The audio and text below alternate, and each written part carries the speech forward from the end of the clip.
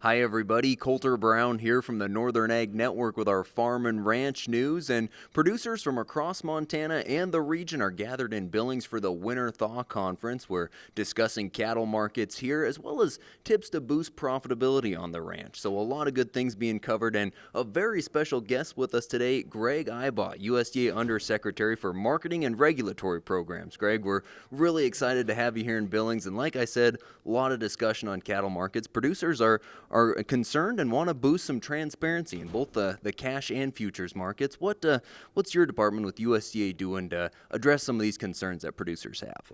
So one of the programs underneath our authority at Marketing and Regulatory Programs is the Packers and Stockyards Division in the Ag Marketing Service.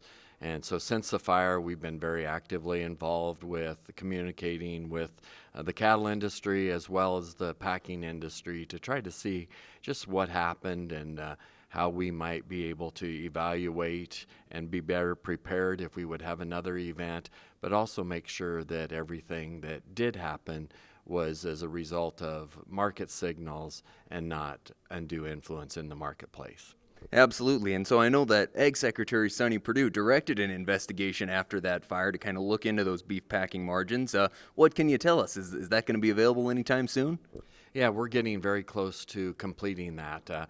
We were ready to let that release that earlier, but about the same time, the Ag Appropriations Bill called on the Office of the Chief Economist at USDA to also do a study. So rather than release two different studies, we worked together and just refined the one. And so we're getting very close to ready to release that.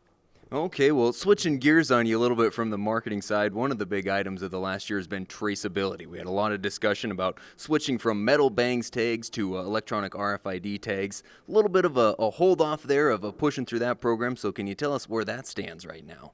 Yeah, that's been an interesting discussion all the way through, and I've been involved with animal ID discussion since its infancy.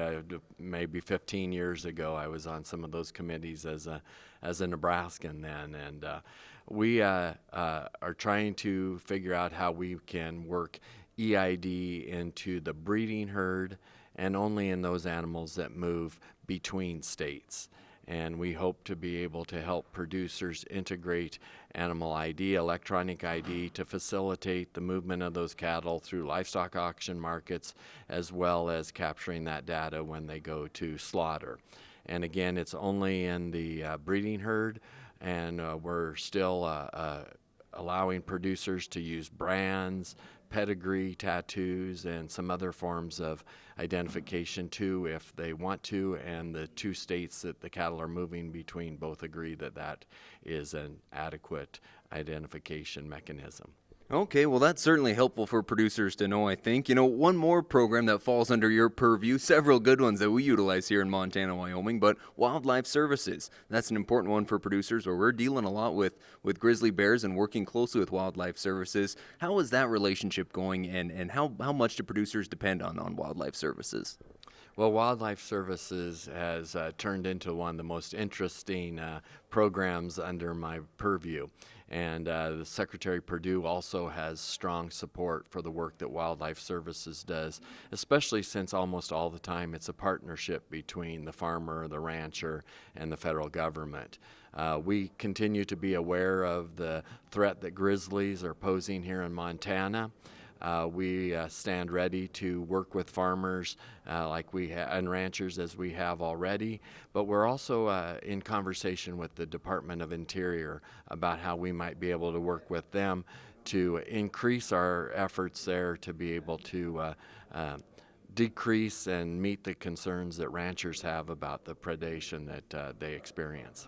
Well, I know farmers and ranchers across the region really do appreciate that and appreciate the Wildlife Services program. We talk about all these headwinds that agriculture and producers are facing, but things are pretty positive for the cattle business right now. We've got some new trade deals that are making things look up. We've had a really nice winter weather across the region. So what are your thoughts? I mean, some things to like about this cattle business.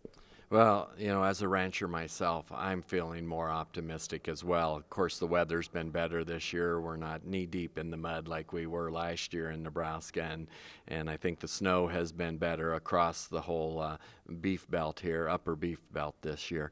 But there's a lot to be optimistic about with trade. The Japan trade agreement brings us in line in tariffs with our competitors, and we knew before when we had similar tariffs, Japan customers preferred our beef. They liked the U.S. beef, and so this will help us increase our sales into Japan.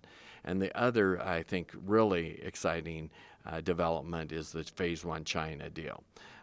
China has agreed in that deal to open up its market even wider to U.S. beef. It's agreed to look and establish MRLs for hormones and other feed additive residues that without those established guidelines, a lot of people were scared to ship into the Chinese marketplace.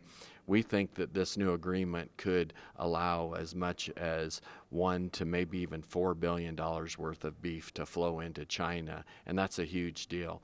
And we also, with African swine fever, we know they need protein, and so this just creates a great opportunity.